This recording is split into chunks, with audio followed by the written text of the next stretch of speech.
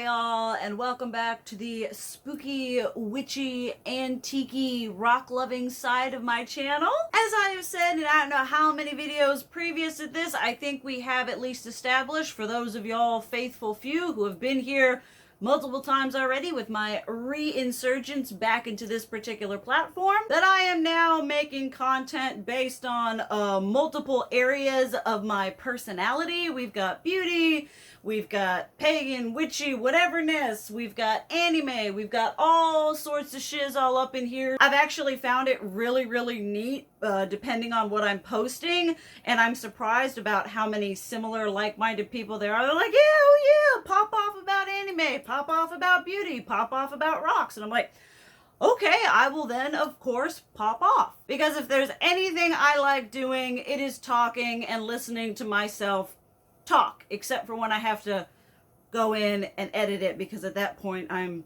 done hearing my voice. But obviously, as y'all would have seen from the title, today we are delving into the glass-loving, antique, rock-loving Soraya of now. I have had a couple of these already. If you haven't seen those, I will do my best to leave that shiz linked down below. It's been a while.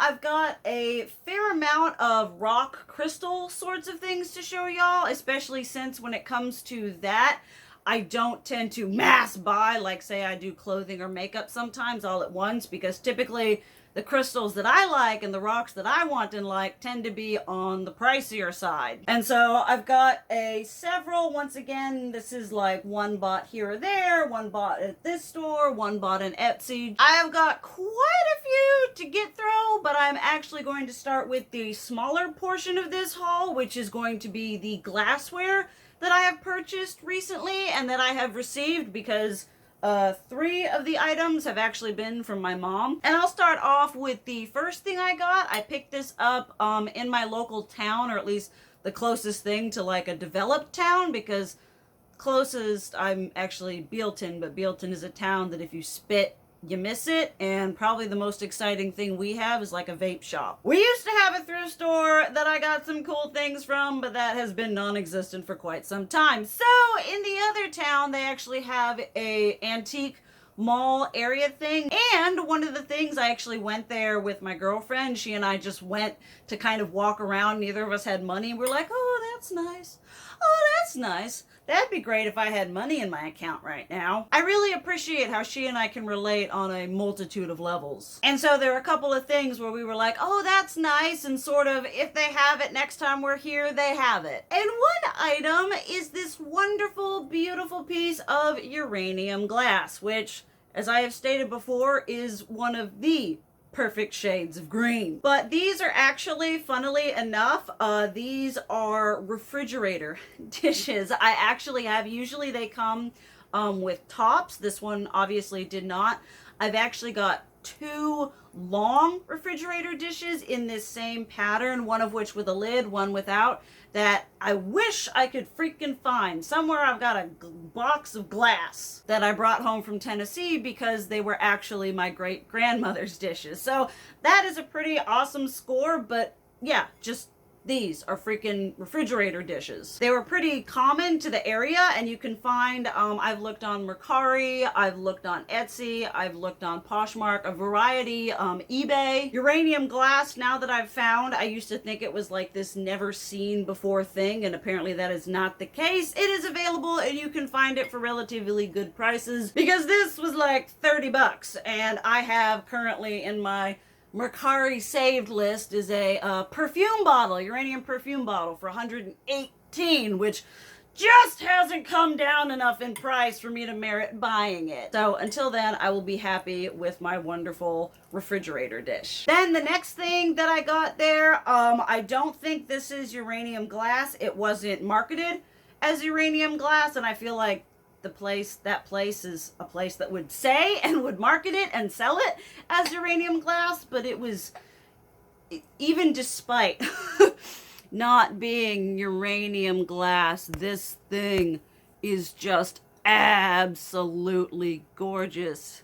It was just too beautiful for me to not pick up. And this one was a little pricier. This one I want to say was like 38 8, but it was just, y'all know I love collecting glass. I love pretty glass. I love all kinds of beautiful, gorgeous glass. And if it's green, it's even better. I loved absolutely everything, single thing about this. All the detail, all the beautifulness. Like I said, I don't think it is. It's almost the right color. I don't have a blacklight flashlight yet for uranium glass hunting like those fancy thrifters on TikTok do. But irregardless of it being uranium glass, it was still freaking beautiful, and it's just a beautiful hallmark in my green glass collection. Next up is something my mom got me for my birthday. If any of y'all know, when it comes to glass like this, I absolutely adore shit with lids. It's a thing. If it's a little dish, I really love it with a nice matching lid. My first piece of uranium glass actually came from one of y'all. It's this little beauty right here, and the gal that sent it to me actually messaged me and was like, I remember you like things with tops. And I was like, bless your freaking heart. This is one of my favorite. I don't like to play favorites when it comes to people sending me shit, but I was just super freakishly touched by this, and I absolutely love it. And now it has a bigger sibling, and I mean, the green heaven, just super beautiful. I love the vintage aesthetic, the color, absolutely everything about uranium glass just gets me. Then last but not least, my mom and dad were in New York for a church reenactment sort of thing. They dressed up in time period and gave tours from a church historical site. And while they were there, they did some thrifting and antiquing, and I said, if you do, go keep your eye out for green glass. And my mother, being the absolute saint that she is, got me these adorable, like, little sherbet dishes. I mean, that's probably what a portion size of ice cream is supposed to be, but but they're just so freaking cute. And she said she'd seen some other ones at another place that were kind of pricey, because uranium glass, if you know price points and you know what you're looking for, you know what's rarer and what goes for more money, because some things like the refrigerator dishes were pretty regularly circulated, so those are definitely a good starting point for purchasing uranium glass. But she was at the one place and then they went to other, and she got both of these for $6, $3 each, which is probably the best priced uranium glass I've ever seen online or in person. And I said, yes, mommy, save that money and I will take it. Okay, next up, let's do rocks, obviously. That's going to be the rest of this video.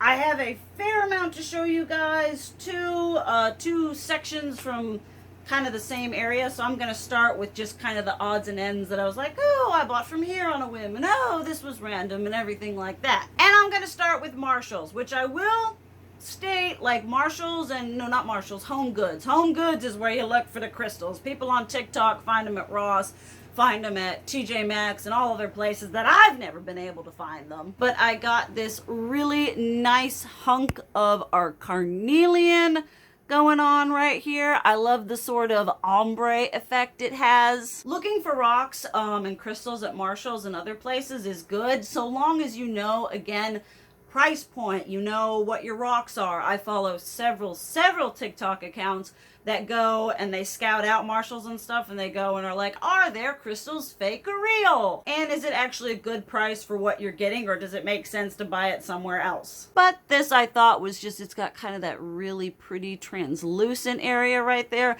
I've typically not been much of a carnelian person, but I love freeforms like this, so I just thought, and it was like $12. I was like, for $12, that's a pretty rock. And two others I got were these really pretty pieces of fluorite. Fluorite, as you will especially see later, is a crystal that I've recently been very called to, very drawn towards. In my beginning, I was like, oh, yay, fluorite. My best friend Morgan would laugh at me because we'd go into the, when I lived up in Linden, the crystal shop that was near us there, I'd be like, I'm just going in for some nice affordable fluorite, and I'd come out with a, you know, $50, $60, $70 piece of citrine or smoky quartz. But there was this one here that I really liked, and then this one right here, which has a little bit of what I believe is tourmaline. Not the cleanest, whatever is kind of piece. I feel like they get a lot of their crystals from the same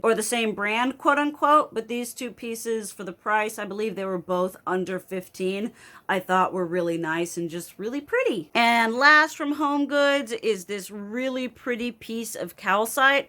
The funny thing about this is I'd actually seen a couple TikTok videos and they were like, oh, calcite, and some crystal sellers that I follow. And then I was in Home Goods and I just came across this, was like, oh, look, a nice, really pretty piece of calcite that I feel drawn towards. So it's just this really nice, I like how it sits in the hand. You can use it as a banishing rock, and just a nice, really piece to pick up at Home Goods. The next two are from that one place I was talking about, Mountain Mystic, up in Front Royal where I used to live.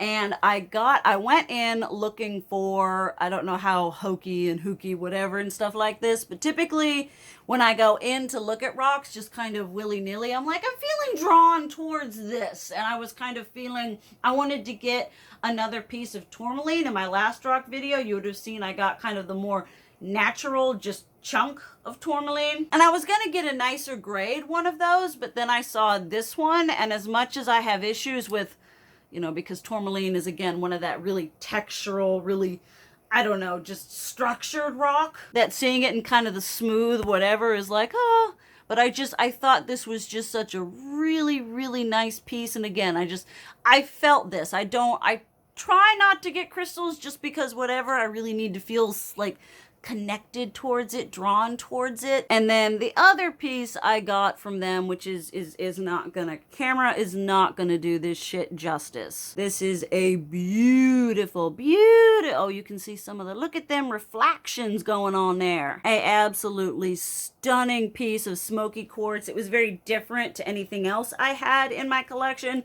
I've got a lot of points. I think that's, yeah, I got a lot of points of smoky quartz, and this was nice and rounded, a different sort of shape. And it just had really pretty, I think it was, can we get it again? There was a specific bit of like rainbow and flash that I saw in it that I was like, yep, this is the one. I forgot, one last one from Marshall's Home Goods is this beautiful amethyst cluster. Oh, I have amethyst points and I have amethyst tumbles, but I don't have anything that's just like big, beautiful rock cluster. My mom actually got me this one. I'm pretty sure she gave it to me for Christmas. And it's just so pretty going on here. Just all sorts of gorgeous, really nice, sturdy staple piece. The next two pieces are actually birthday gifts from my girlfriend, who is the absolute freaking sweetest. Our birthdays are back to back. Hers is the 12th of May and mine is the 13th of May. And she got me, first off, this really, really pretty citrine point. It's just so pretty, and it's got all those nice layers and levels to it. I actually don't have a citrine that's like this sort of hazy, almost smoky look to it. I don't know if it's smoky citrine or not. She said it wasn't sold as that, but it could potentially be. I don't know if you can see, but there's like a little bit of flash. Look at that little flash right there. And speaking of flash, she also got me this adorable little labradorite heart. It's just so stinking pretty. Look at all those pretty little flashes, just so gorgeous. She was kind of concerned at first because she was like, oh, what are your favorite crystals? And I was like, all right, malachite, citrine, labradorite, and smoky quartz, which those ones, especially malachite, are not a beginner-friendly price point crystal. And she was like, oh, malachite. And I was like, sweetie, no. I thought you were just asking just for reference, not for like you were gonna buy this. And I told her, I was like, you can do amethyst, you can do rose quartz, you can just do regular quartz, just chill, not whatever. Find me a rock on the side of on the road. And I'd look at that shit and be like, fuck me up. All right, it's a rock. I love it. But I feel like she did put a lot of thought into the pieces she did get me, and I absolutely love them. To start this next section off, I'm gonna do all the malachite that I've accumulated, because malachite is probably my #1 favorite rock, mineral, crystal, whatever sort of formation it is. It vibes with me. I get it. It's beautiful. It's gorgeous. Malachite was one of those things that kind of came upon me that I was like, aha! And this is my favorite color. I've only recently discovered in the past 2-3 years that green was my true calling favorite color. And the malachite is mostly varied, whereas when we get into the fluorite, it's literally going to be variations on the same theme. So we'll start out with this beautiful baby right here. One of my favorite things about malachite is simply that it is so unique, and so every piece has its own personality, has its own levels of texture and formation. I love the rounded form of malachite and how it forms naturally. When I see malachite in like towers with hard edges, it causes revulsion to well up within me. This one, I think this one was marketed as having chrysocolla. You can see it that it's not really a completely like true forest green. It's got a little bit of those blue turquoisey hints still to it. Whereas with this one, you can totally see the chrysocolla banding. I love malachite with the chrysocolla. The blue against the green is so freaking striking. And again, just on every single surface of this, you see round and banding and just all these beautiful different formations and just glorious proportions. I mean, look at that. From every angle and every side, malachite is just a feast for the artistic eye. Next here is a very traditional formation of malachite. You have got all those beautiful round bullseyes and circulations there and there. Again, on the side, you see all of that swirling. It's just such a live and organic sort of specimen. I love malachite freeform is just my absolute favorite, probably one of my favorite things to buy. Obviously, as you can see, it's got just the flat whatever there. Again, this is sort of just a picture, you know, very typical of when you think of a malachite freeform, and when you think of malachite, this is, I feel, what comes to the mind. Again, another very typical but very beautiful, beautiful piece of malachite up in here. I love that just perfect, beautiful bullseye. It's on a slightly raised area right here. Again, from every angle, just beyond superb. I love it. Every piece is beautiful and unique in its own way. And just about every way it works, it is just so stunning, so beautiful. I mean, even down in there, all of those little circular nodes as well. Absolutely cannot get enough of it, and I really just like how standout yet typical and beautiful this was. Because I try to find in my collection, when I buy new things, something that is still slightly different from the other things I have. Then I have a much more different, this one called to me because it was so like different. Like obviously, clearly you can tell it's malachite, especially here. You've got that beautiful green and black banding going on there, just all of that detail right there. But then when you're looking at it like this, you're just like, oh, it's just got three little whatevers right there. Especially when placed into comparison to one like this one, it was really, really unique looking. It was malachite, but it wasn't the typical formation that you see. And I loved the, again, kind of like the, I don't even know how to describe this, just the smooth shading and everything here of these points. I just thought it was a beyond gorgeous piece, and it was unique and interesting, and something that, again, I didn't already have or have anything similar like it in my collection. Then next up is probably one of my absolute favorite pieces I've ever bought and that I own, and that is my big, beautiful pie slice of malachite chrysocolla.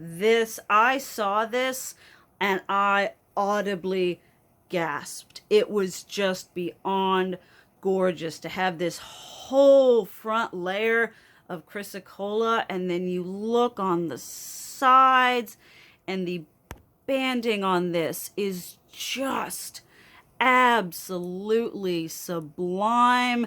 And then you do it and look at all the little tiny intricacies, just so stunning. And then just this beautiful, beyond gorgeous hunk of blue chrysocolla here on the top. It just looks like a big, beautiful, delectable pie slice. And like I said, it's just got all of this beautifulness to it. It is gorgeous no matter which way you look at it. No inch of it is not absolutely stunning, unique, and amazing. As I said, one of my favorite pieces, not just of malachite, but on a whole. And then this next one I bought, it was on Etsy.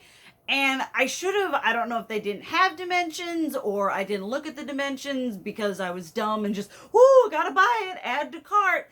They did market it as malachite with chrysocolla. I'm not sure how accurate that is, but irregardless of that, it is a beautiful, beautiful freaking piece. And for the price I paid, I was not aware of what a big, absolute chunky boy of a specimen this was going to be. I mean, for anyone that knows malachite, this is a hefty, hefty boy. I paid, including shipping, $78 for this massive man. And when I pulled it out of the package, I was just like, you are just, it's just so beautiful. And then where they said it had chrysocolla, I believe was here, it looks a lot less blue and just is kind of like more of a lighter green, which I'm not mad about. It is a beautiful piece, irregardless of that being chrysocolla or just lighter malachite. And again, like that last one, there is just not a single inch of this that is not, I mean, look at all the little swirly whirly polka dots on this shit. This is nature at its finest. It's like, yes, I create this naturally in my earthly body, and I absolutely love all of it. Again, this is one of my favorite freaking pieces, although I do get paranoid because of my weird OCD and just weirdness, is it's got these kind of like hairline fractures, and a part of me was like, oh, were they selling it for cheap because it had a fracture in it? It's structurally compromised because I'm crazy and that's how my brain works. But hopefully that is not the case, and it's just worth every single blinking penny. He is gorgeous. He is thick in all capital letters with 3 C's. Now, last but least, and certainly not least on the docket, is fluorite. And how I came upon this fluorite was actually when me and my girlfriend had like a little, I don't know, we did a little vacation thing where we went to Vienna and we took time going to the Smithsonian's, going to different places there.